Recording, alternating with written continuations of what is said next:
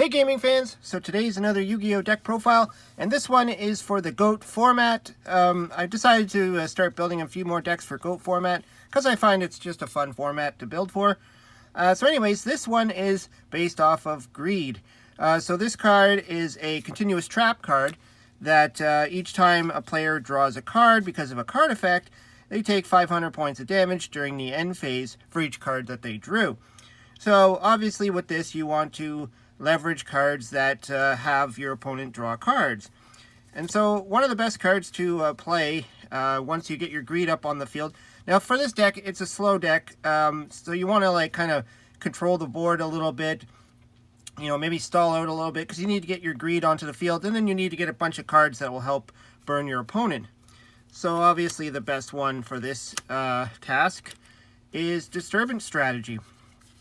So this card normally doesn't do anything. Your opponent adds all the cards from their hand to their deck and then shuffles their deck. Then your opponent draws the same number of cards. So you're going to want your opponent to have many cards in hand. Hopefully they do. I mean, if your opponent really knows what you're trying to do, they might try to get rid of their cards fast. But, I mean, in GOAT format, there isn't a real easy way to power through your hand. So hopefully when you get your Greed out and you activate this Disturbance Strategy, at least get 3 or 4 cards shuffled back into their deck, and then they draw, and then that would be 3, 4, times 500 damage. So to help with the stalling, we're going to play 2 Gravity Bind. I believe that's all you can play in this format. I think it's at 2.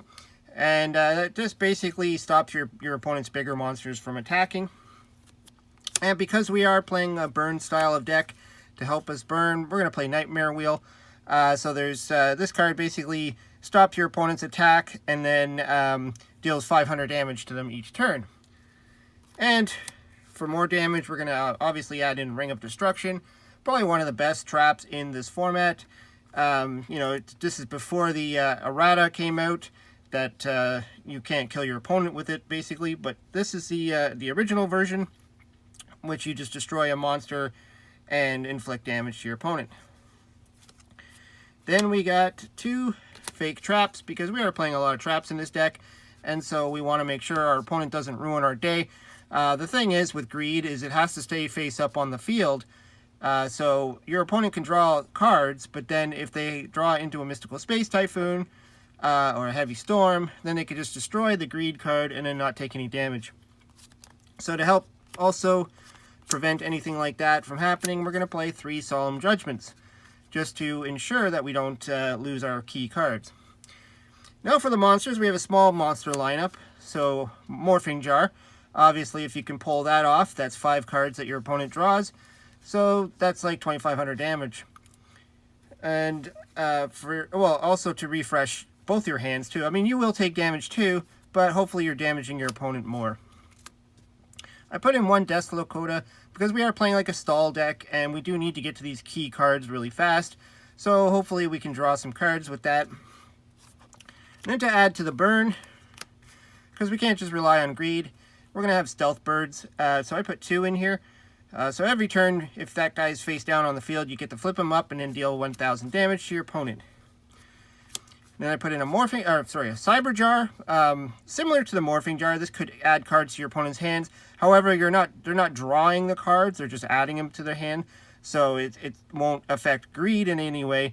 But you still will replenish, hopefully, your hand to get those key cards out.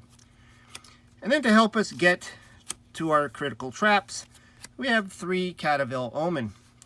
So this card basically allows you, once it flips, to add a trap to the top of your deck. However, if you have Necro Valley on the field, you get to add it to your hand. So we are going to play Necro Valley. So we have 3 Gravekeeper's Spy as well. That's just also to help thin the deck out, and for some good defense, being 2,000.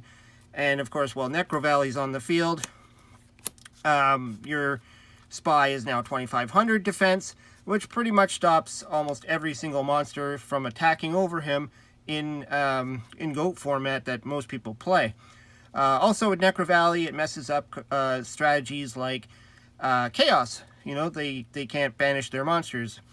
So could help, Then we got 2 terraformings just to help get out the Necro Valley, because we want it for our Cataville Omens and we want it for our Gravekeeper Spy.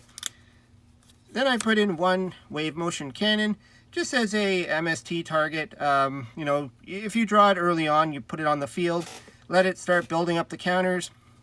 Your opponent's going to worry more about this than they're going to worry about any other cards, hopefully. And, you know, they're going to say, you know, not MST, maybe your Necro Valley. They might go after this. And if they don't, you damage them. And then another card to help with greed is Card Destruction. So each player discards their entire hands and then draws the same number of cards they discarded. So similar to playing that the Trap Disturbance strategy, you know, it gets your opponent to redraw their hand. Then we're going to have some staples, obviously. We're going to have our Pot of Greed and Graceful Charity. Again, this could hurt you, but, I mean, play it properly. You might not want to play it when Greed is on the field, depending on what your life points are at. Then we're going to play 2 level limit area bees. So these are, again, for the stall tactics to prevent your opponents from attacking. You know, you got to worry about cards like Breaker and all that, obviously, but when they summon these monsters, they go into defense mode. And then to round off the last 2, we're playing Messenger of Peace. Again, more stall. So the strategy is that hopefully with the stall that you have going on, your opponent's not going to be doing too much other than just drawing cards, trying to get rid of these stall cards, trying to get to their Heavy Storms and Mystical Space Typhoons, which hopefully you might have your Solemn Judgment ready to stop that from happening. So, again, you got to worry about your opponent catching on to this strategy. If they see that, you know, greed only, you know, your strongest card is like Disturbance strategy, they might try and set their entire hand, you know. But the thing is, I was trying to think of ways to stop your opponent from doing that, but, you know, we got to focus on mainly keeping ourselves alive, just to pull this little strategy off. But I was thinking of cards like, say, Giant Trunade or Compulsory to bounce cards back to your opponent's hand, which could still work too. I mean, you know, Trunade would work well in this deck because you might want to return some of this stuff to your hand, except for that. But, you know, either way. Yeah, so that's the build. It's pretty much just all about greed and trying to get greedy. Your opponent be greedy anyway. Yeah, so let me know what you think. Throw some comments down below. I always like to hear what you have to say. Have you ever tried this strategy? I know it's all contingent on a continuous trap, which is not always the best, but, you know, it's just fun. Anyways, hope you liked the video. Hope you subscribe. Talk to you later.